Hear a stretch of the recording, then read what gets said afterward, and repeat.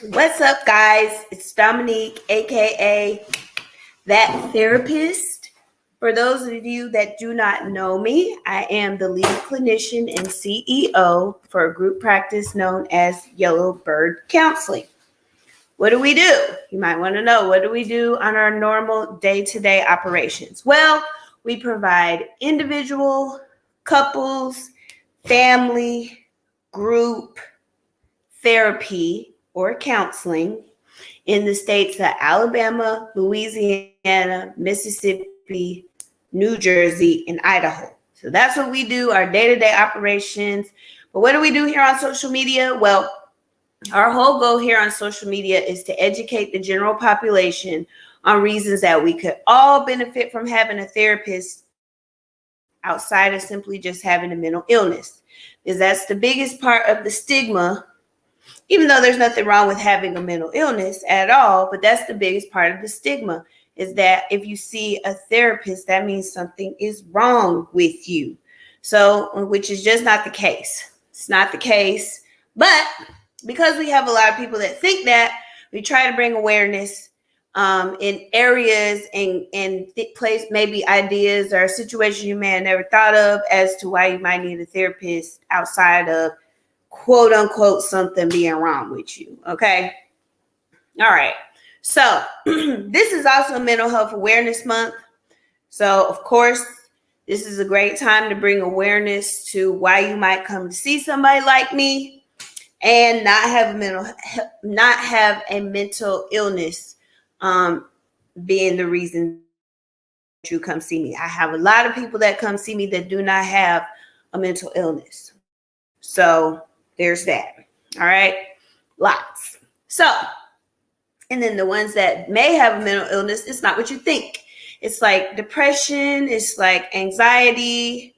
It's like having a trauma response to things, because trauma changes the way that your body and your brain function. So they could be coming to see me because of some trauma that was not their fault, that they cannot help. Lots of reasons. So we're going to talk about more of that tonight so you can gather more information on reasons that you yourself, your family members, your coworkers, anybody may need assistance from somebody like me. So definitely please share this live. Okay. Definitely share it that way. Somebody on your timeline can get the help they need. And the other way you can share it is you can click the more options button. When you click share, you can even copy and paste the link in like a text message or a DM or something like that for somebody that maybe on your mind that you might like to share it with. Okay. So yeah, those are your sharing options. So if you want to contribute to the effort to bring awareness to mental health this month and break the stigma, all you have to do is share. It's free, doesn't cost you anything. It takes 2 seconds of your time, and you'll maybe have saved somebody's life ultimately. Who knows? A lot of people are going through a lot of things nowadays. It's not just simple, like somebody called yesterday, or they called me trying to, for some business reason, but they're like, we're so glad you phone, people aren't really answering the phone and somebody could really need help. And I was like, oh man, yeah, no, we try to make ourselves accessible. If you can't get us over phone, you'll be able to get us over our business text line. If you need to do that, we have that as an option. So we even provide different ways. You can email, call, text us, and we'll get it. So, and sometimes I'll call them back and they'll be like, they already set me up over the text. And I'm like, oh, okay, great. So they got 2 calls. They got set up and then still a call back. So definitely, because that could be somebody's last call they might be making in an attempt to not do something harmful to themselves, and that's not always, but it definitely could be the case. Or it could just be a stressed out situation. It doesn't even have to be a harm situation. It could just be you're at your wit's end on something, and you might make a decision you might not have otherwise made, and so that honestly is still a form of self-harm, just because if it's something that can bring you harm in any way, financially, spiritually, mentally, emotionally, if it bring a harm to yourself or someone else in any of those human experience areas, then definitely we want to be sure that we can get you set up with someone quickly so that you're able to start working, get where you want to be. So yeah.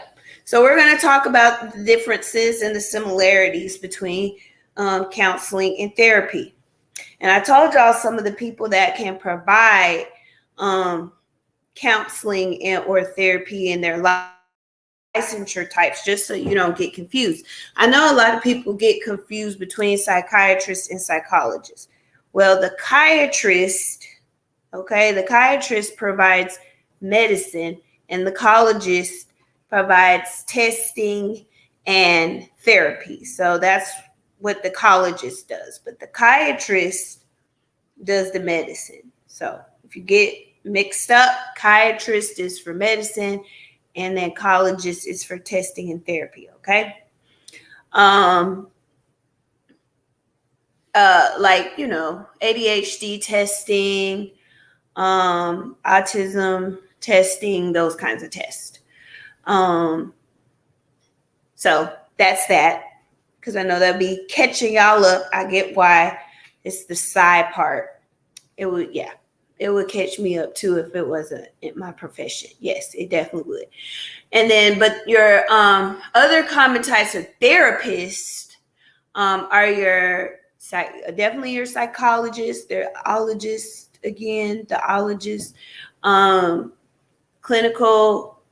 licensed clinical social worker. So you'll see a licensed clinical social worker. They can provide therapy. And that's the LCSW. Sometimes there's an I in there, LICSW, licensed independent clinical social worker. LPCs, licensed professional counselors. And I believe nurse practitioners can as well. Psychiatric nurse practitioners. So those are your people you might seek out if you're looking for therapy. Okay. Majority of the time, unless it's the nurse practitioner, the other ones, they don't prescribe meds. So there's the therapy folks, and you need both. People think they just need meds, or sometimes just therapy. But to be honest with you, therapy is evidence-based practice, like CBT or some other evidence-based practice, but mostly CBT has been shown to be a lot more effective and a lot longer lasting than medication by itself. And the relapse rate when you come off of medication is far greater than the relapse rate of when you quit coming to therapy. So it's a lot. Okay, so the therapy is definitely the most important part, but the medication, we also need that approach as well. So there's the medication and therapy approach, and if you join them both together, then your prognosis is a lot better than just one or the other by itself. Definitely just medication by itself, definitely better than that. So yeah, giving you just a few little preliminary things to kind of think about, and I answered the questions that maybe y'all had about medicine. I know those are medicine and therapy and the difference in who does what. I know those are the bigger questions that I get a lot of times, so I wanted to bring awareness to that. All right. So what is therapy? Let's just start with therapy. Let's just start with the one that y'all think it is, because it is. But it's also not just that. Start there. So I'll let y'all know who all can help, or who all you can see for therapy. I think this, I don't know if this is, hold on. Did you forget about this on the phone?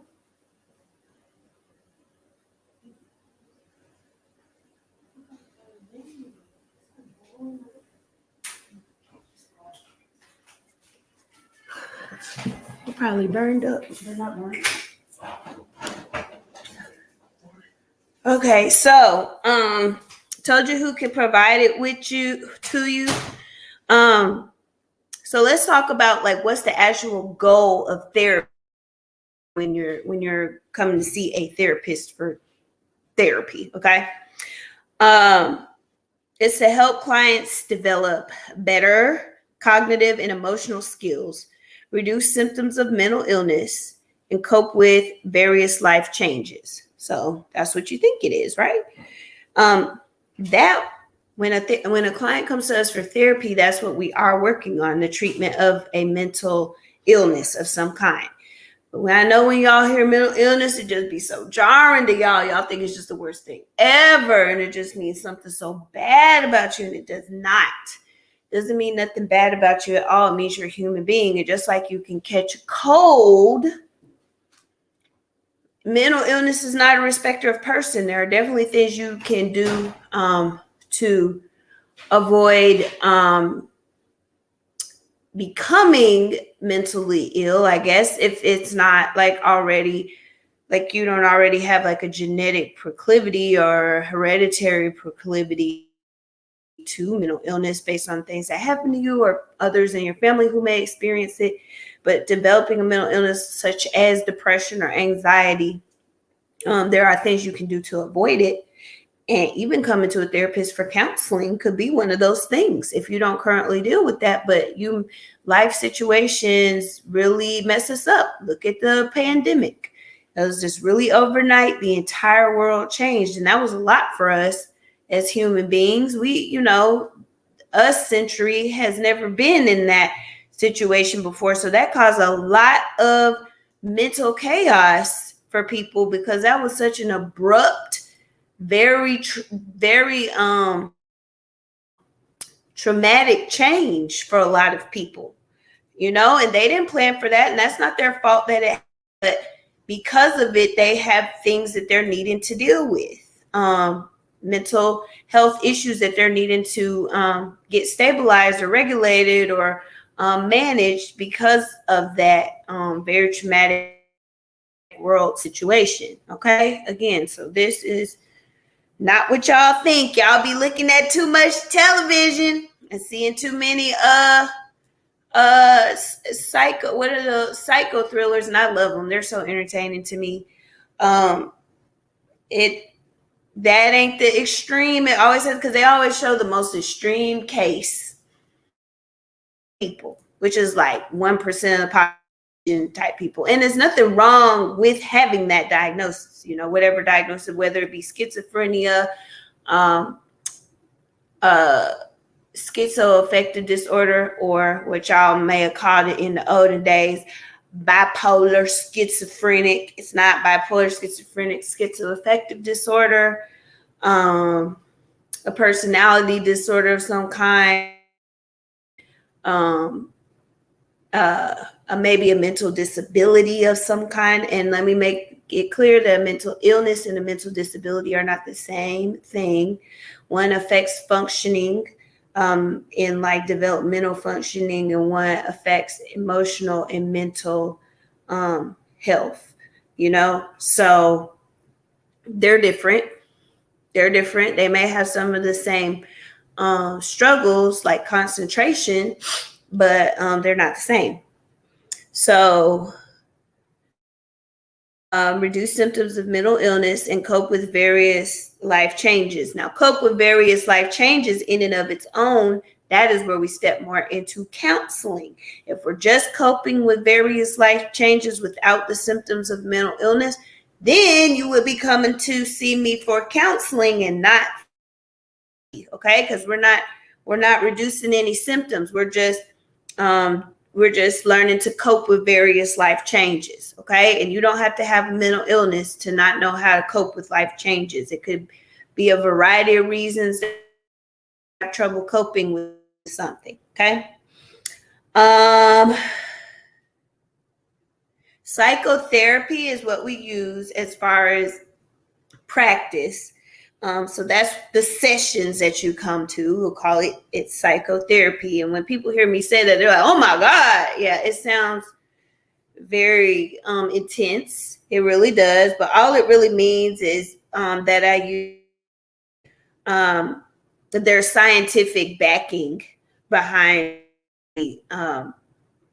behind the modalities that I use. I'm not just pulling something out my behind. It's like scientific, evidence-based practice. Like there has been studies done with it. There have been tests done with it to test its effectiveness. And so that's what we use. So we call that psychotherapy. There's types of, I name those at the beginning. Couples therapy, maybe one or both people in the couple have a mental diagnosis. Individual therapy, family therapy, again, maybe one or multiple members of the family are dealing with mental illness.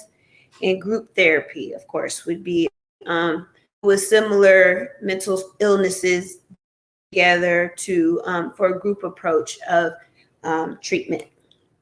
So yes, and feel free to ask any questions if you have any. And the internet is really just tripping. All right, cool. So there are types of practice. Done on our website is we've given you a brief description of each type of practice, so you can have all the information you need up front. You don't got to feel like you don't know what's going on. You'll know you can ask questions, or you know what better question to ask. But we tell you what, we give you examples of different types of modalities that we use at our practice and situations that you may need those for. So for instance, CBT, we might have put, if you're dealing with depression, anxiety, if you're dealing with negative self-talk, something like that, that may be the direction that you might want to go in. So then when you call us or text us, you can ask for somebody that does CBT.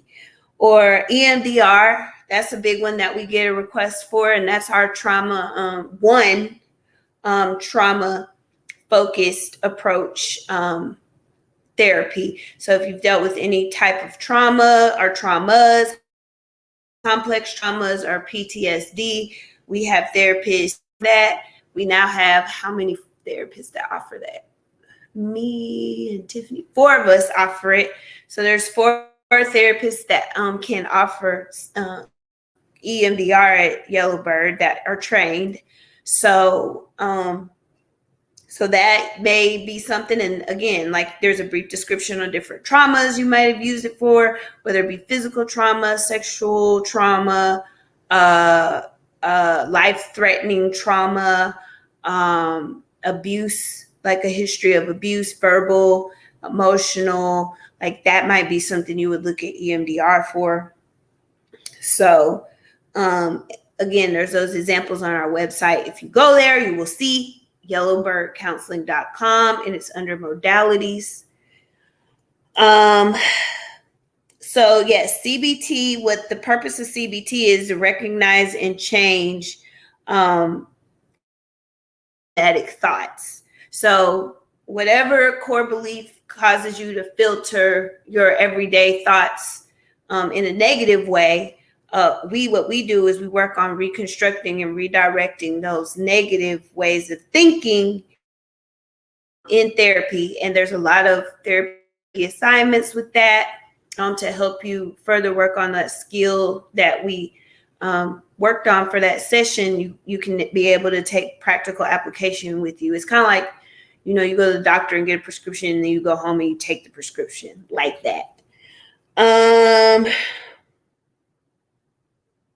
DBT is more of like if you need more regulatory, like emotional regulation skills. A lot of times people that have been diagnosed with borderline personality disorder, DBT has been shown to be a very effective approach for borderline personality disorder because it helps to regulate intense emotions and improve relationships and things like that. And someone with borderline, that diagnosis, would have trouble in their interpersonal relationships, their intrapersonal relationships, and also regulating their emotions. So we talked about EMDR.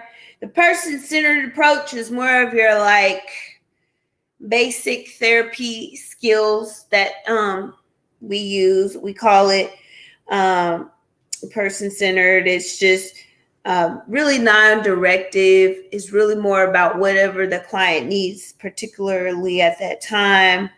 Very empathic, just trying to meet the client where they are, understand the client situation from where they're going, from their unconditional positive regard.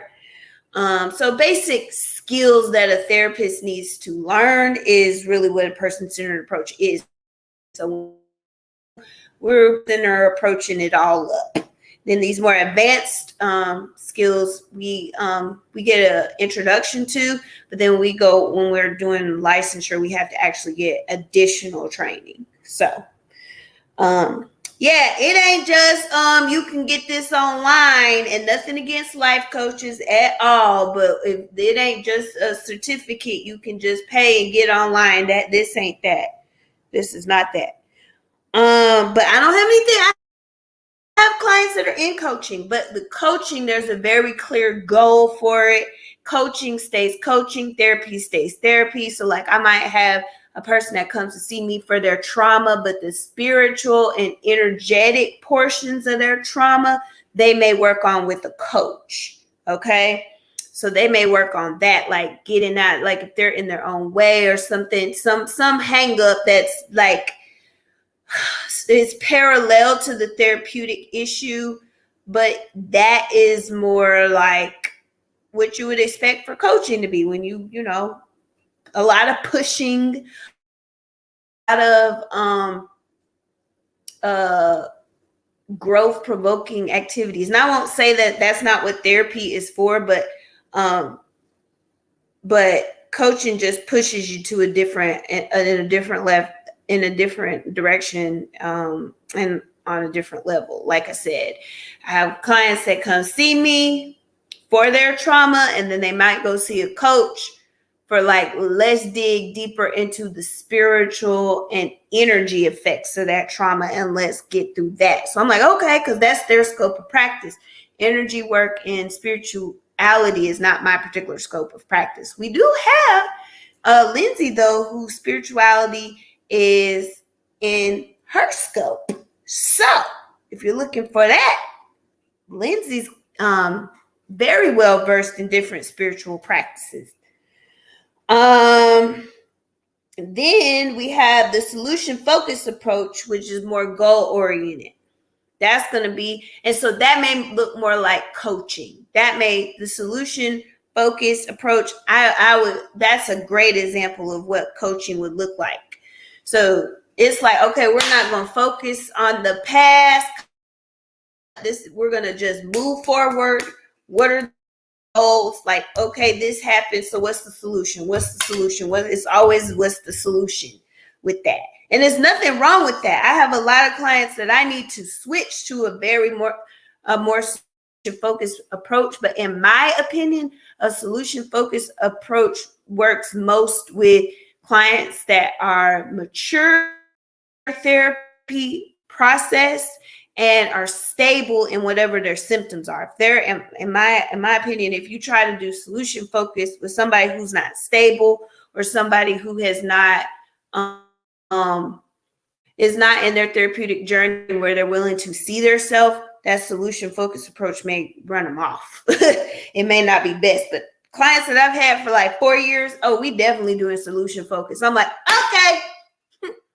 At this point, we done passed all the therapy milestones. Not saying that progress is, because it's not, but where they're at in their therapeutic journey, they got this with the solution focus. I'm like, all right, let's all right.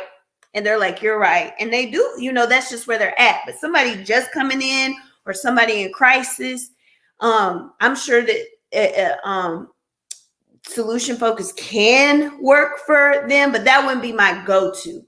My go-to for that would be more of a crisis intervention approach, which, yeah, you could say, okay, yes, but now what are we going to do? You definitely could, but there does need to be some more of that emotional and mental soothing that happens. So there's that. Yeah, because it is late, honey. Okay. Cool. All right, I'm back. All right. So, what are some types of questions you would want to ask? And we did that last week. But some that you might ask specifically to your therapist, you may have some that you may ask specifically to your therapist. And so here are some of the examples. What is your cultural competency training? Let me help y'all understand why that's an important question. If you are Black and you're going to see a white therapist, you want to know that they have some sort of competence in your cultural experience, or at least it's open to the fact that they don't know everything and they're going, and you're okay with providing them with the education they need to actively help you, like your Black experience. So if you're okay with that, I don't mind. I think it'll be cool, whatever. Okay, cool. But then they don't, but you know what's their cultural competency, because you want to know if you're comfortable with their level of cultural competency with you. Okay, you may be fine with it. What ages do you work with? You do want to know, like, what ages do they typically work with? That way you'll know what kind of experience they have with the age that you are. You want to know that, because counseling and therapy with kids and adults and seniors and adults and young adults and adults and teens can be different. It can be real different. So you want to know what their experience level is with your age or whoever you're calling for. Now, this is a controversial question. I ain't got no problem with it. This is up to you if you want to ask. I would as a client, but I'm not saying you got to. This is just a wild card. Are you in therapy? If a client asks me that, I would be happy to answer, be like, yes, I am. Proud. Thank you for asking. Now you know I'm going to take care of you. But some folks, unfortunately, in the profession, they don't want to be engaging in their craft. They only want to be practicing their craft without their own experience. And that, I don't particularly prefer that. I want to be practicing what I preach. So I can't really do that if I'm not working on myself, because I am not perfect. I got problems. Literally, my therapist told me something 2 weeks ago that was super obvious. And I'm like, how did I not know that about myself? At my big grown age, I didn't know that is what I was dealing with. And I'm a therapist. So, like, if I don't have somebody help and look after me, how can I appropriately look after my clients? If I'm not open to growth, how can I expect my clients to grow? Like, you see how that math don't really math. So you ain't got to ask, but me, I would do. And I think it's a great question. You can tell a lot about a therapist if they're in therapy themselves. How do you determine? That's a great question. How do you determine if you need therapy or counseling? So we're talking about what therapy actually is in short, and we're talking about therapy. We're going to talk counseling, but in short, if you don't have if you don't have symptoms of a mental illness, then you would do counseling. If you have symptoms of a mental illness, then you would do therapy. That's in short. So yes, that was a great question. Let's see. What insurances do you take? You want to ask that. What is your practice type? Like the modalities we were talking about a little bit ago. How long have you been practicing? What types of clients do you serve most? So those are some good questions to help you know if it's a good fit. We offer free 30-minute phone consultations. So if you run this video back and give us a call, you can get the most out of your consultation and know if that's a good fit for you. if you just simply ask them questions. I gave some other ones last week, so you can look at the video, because that was specifically questions to ask your therapist or questions you might get from a therapist in your first session, like just preparing for your first session. But this, I'm telling you, you ask these 6 questions here, you gonna know what you need to know. What is your cultural competency training? What ages do you work with? Are you in therapy? What insurances do you take? What is your practice type? How long have you been practicing? What type of clients do you serve most? So yeah. So that is therapy. What questions y'all have about therapy before we move to counseling? What questions do you have about therapy before we move to counseling? It's okay. I was late too. And you know what? I was not hard on myself. I'm like, listen, sometimes just like people be people and life be life. And so I just be like, okay, just go with it. And at this point, I don't even be stressed out. I just do what I need to do when I do it. You know? Cool. What questions y'all got about therapy before we move to counseling? What is counseling? What is counseling? Can you do both? Yeah. And you can be doing both at the same time. I'll say that. I'll say I have therapists. I have clients dealing with symptoms of mental illness. So we do that, and then we also work on more counseling needs, which comes after regulating the symptoms of the mental illness. So we'll focus on that first, and once those symptoms get stabilized, it'll move more to a counseling approach. But but it would still be technically therapy. It's like therapy is more inclusive than counseling, because therapy not only helps you with treatment of symptoms, but also dealing with various life changes and, coping skills and things of that nature. Whereas counseling is more just the latter part. It's more just the dealing with life changes and coping skills with things, with different things that you may need help coping with. But counseling, our therapy, what makes it therapy and set apart from counseling is that it's typically dealing with the stabilization of symptoms.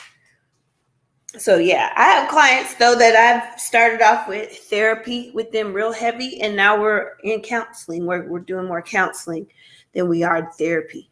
So yeah. But do you need a therapist and a counselor? No, you don't. You don't need 2 separate ones. You really don't need, well, I won't say that because that'll just contradict what I said before. But I have thoughts. But yes, no, you can do both, but you don't need a separate practitioner for both. Yes. All right. Counseling. So what is counseling then? It's more, the time frame is different too. So counseling is more short-term. Therapy is more long-term, of course, because we're dealing with symptoms of an actual diagnosis. So counseling is more short-term, and you're dealing with specific issues like stress management, anger management, time management, boundary management. You're doing a lot of management in there in counseling, learning how to manage things or areas of your life. That's more of what counseling is.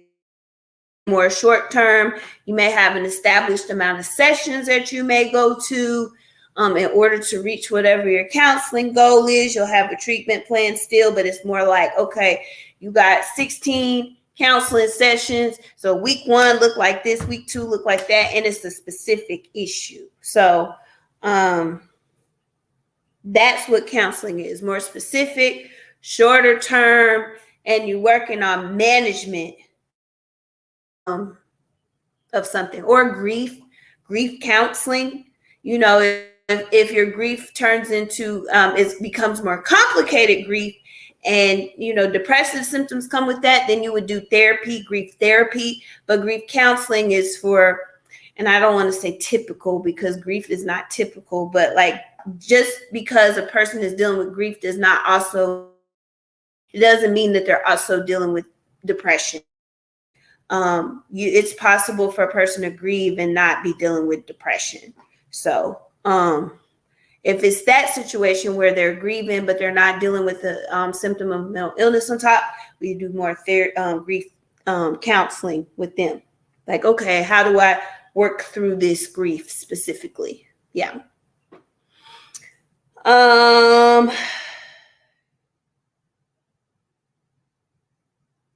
So, of course, just the goal of both is to help you develop more understanding about yourself and your thoughts and behavior.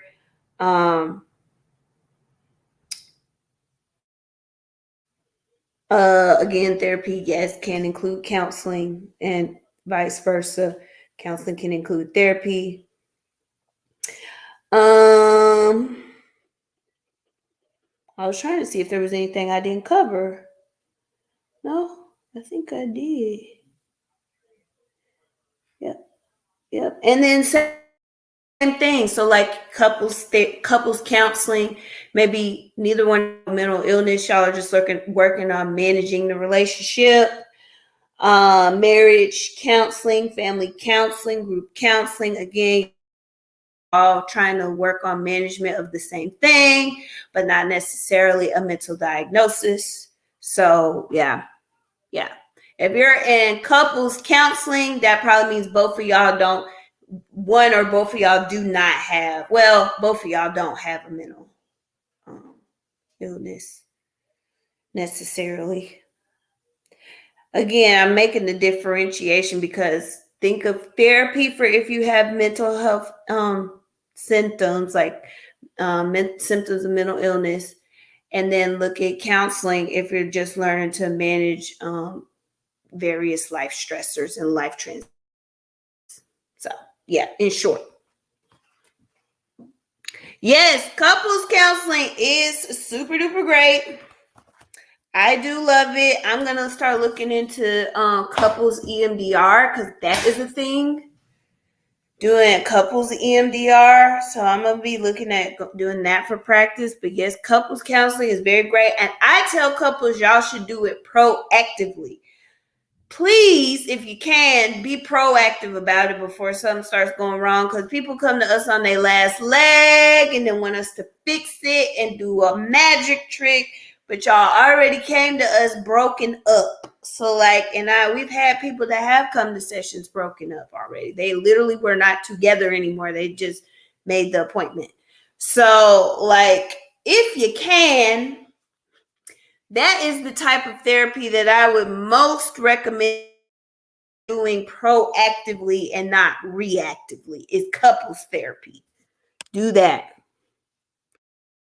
Yay! I'm glad Danielle's doing great. I love that. I'm glad. Yay! I'm glad. See, and that's a perfect situation because Danielle literally just graduated, just finishing up, but it's like a cool experience for Danielle to learn and y'all to really get what you need if you are proactive about it.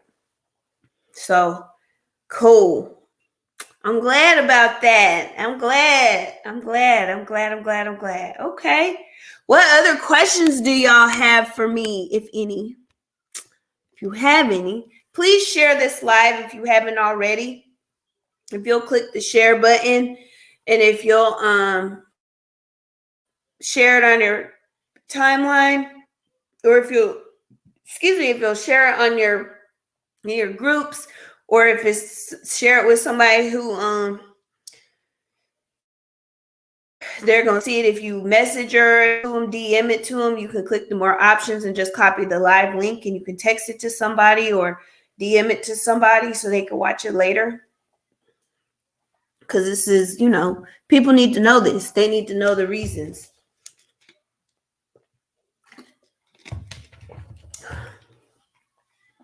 like how you go to the dentist for your teeth, the ophthalmologist or optometrist for your eyes, cosmetologist for your hair, you know what I'm saying? A gynecologist for your lady organs, or urologist or dermatologist skin, or neurologist for your actual neuro functioning from base to stem, or your mental and emotional health, which is also a part of your human existence, that and brain function too, because both cognitive behavioral therapy and EMDR are very brain focused, brain functioning focused approaches. So yes, brain and or mental and emotional health and stability, and just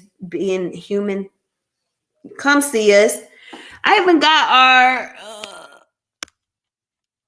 yup, grad. Yep. I'm a grad from both under and graduate and undergrad. And Danielle is too. I believe so. So let me give y'all the number for you to take a screenshot so you can send it to your friends and family if they are in distress, or if somebody be on their Facebook timeline talking about how they piece, you can simply just copy and paste this on the timeline and you had done your part. Text the word new. Okay, so take you a screenshot. That's all they got to do, and my admin team will get them set up quicker than I will, because that's how they go. My admin team is very proactive, aka my do grad interns that get paid for therapy and admin. So now they're my admin team, and they're very great at it. Yep. Any other questions for me to bring awareness to what therapy and counseling actually is? Is there any questions or stuff you've heard people say that you want to ask me about? Feel free, because I know most of the people that call me, they don't know anything about the process, and I had to do a lot of explaining, and all of us do, and that's okay. So I don't mind answering your questions. Ooh, yay! Fellow Montevallo alum.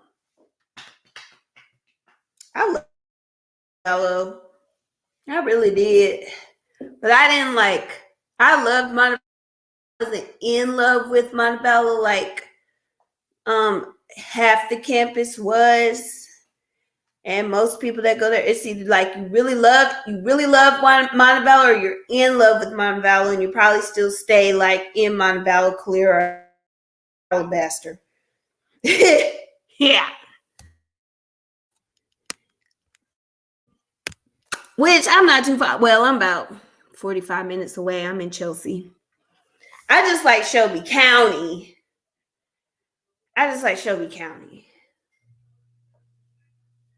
It's not as congested. It's more spread out. I don't like congested. Even though I'm a very people person, very extrovert. I don't like congested. All right, good. Well, great. We will see y'all next week for the last installment of Mental Health Awareness Month with Dana. Dana got something for the parents. So we're going to have something for the parents. Really? I lived in Hanson, and then I moved to Maine and lived in a single occupancy room my sophomore, junior, and senior year. But my freshman year, I did have a roommate semester, and then the second semester, I was in the double occupancy room by myself because my roommate had moved out with her boyfriend. Then my sophomore, junior, senior year, I was in a no, not even, because I moved into an apartment. My sophomore and maybe half of my junior year, I lived in Maine, and then I moved to the second half. In my senior year, I was in grad school. I was in my own apartment. Yeah, Maine was a lot. Main was, and I lived the floor right up under where that girl got burned. And my TV, I don't know, it turned off something, but maybe it was the TV, but it was turning off by itself or whatever.